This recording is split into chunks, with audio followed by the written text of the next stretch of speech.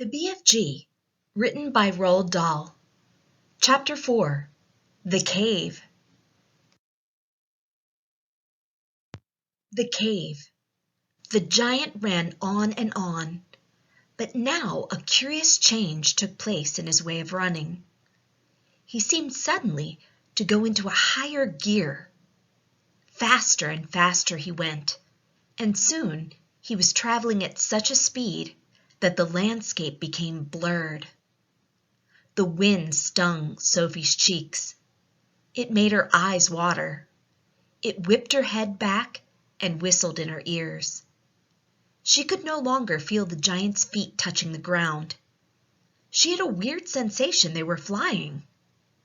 It was impossible to tell whether they were over land or sea. This giant had some sort of magic in his legs.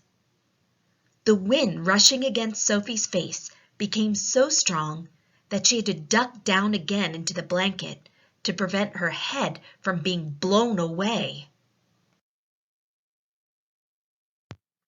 Was it really possible that they were crossing oceans?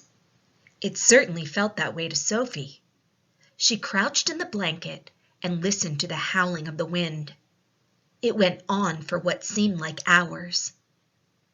Then all at once, the wind stopped its howling.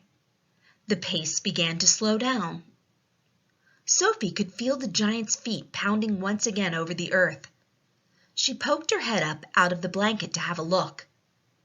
They were in a country of thick forests and rushing rivers. The giant had definitely slowed down and was now running more normally, although normal was a silly word to use to describe a galloping giant. He leaped over a dozen rivers.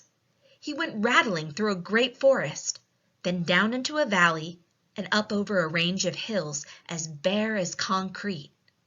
And soon he was galloping over a desolate wasteland that was not quite of this earth.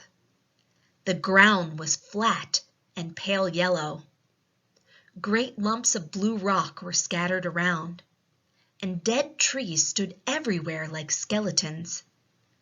The moon had long since disappeared, and now the dawn was breaking. Sophie, still peering out from the blanket, saw suddenly ahead of her a great craggy mountain. The mountain was dark blue, and all around it the sky was gushing and glistening with light. Bits of pale gold were flying among delicate frosty white flakes of cloud. And over to one side, the rim of the morning sun was coming up, red as blood. Right beneath the mountain, the giant stopped. He was puffing mightily.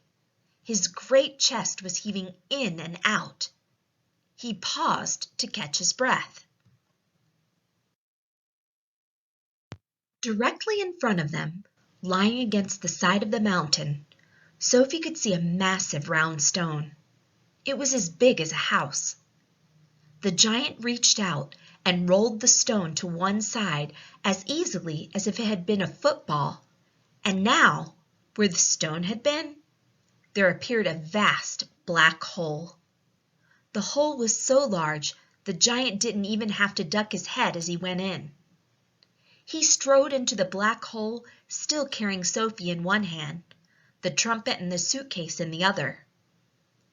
As soon as he was inside, he stopped and turned and rolled the great stone back into place so that the entrance to his secret cave was completely hidden from outside.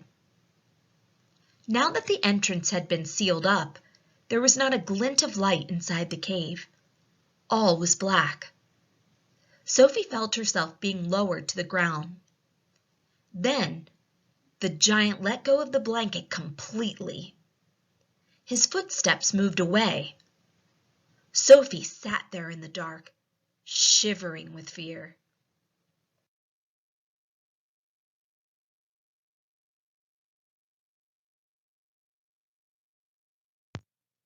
"He is getting ready to eat me," she told herself. "He will probably eat me raw, just as I am. Or perhaps he will boil me first. or he will have me fried. He will drop me like a rasher of bacon into some gigantic frying pan sizzling with fat. A blaze of light suddenly lit up the whole place. Sophie blinked and stared. She saw an enormous cavern with a high rocky roof. The walls on either side were lined with shelves, and on the shelves there stood row upon row of glass jars.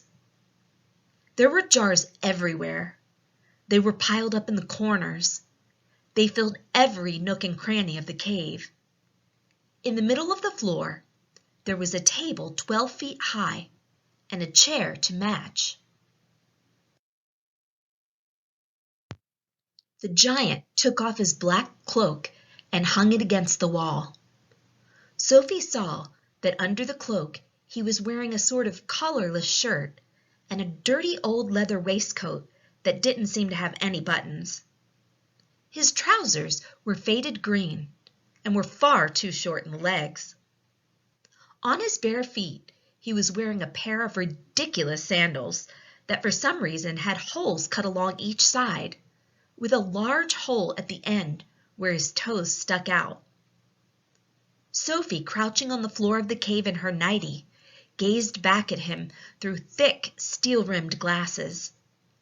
She was trembling like a leaf in the wind, and a finger of ice was running up and down the length of her spine. "Ha!" shouted the giant, walking forward and rubbing his hands together. "What has us got here?" His booming voice rolled around the walls of the cave like a burst of thunder.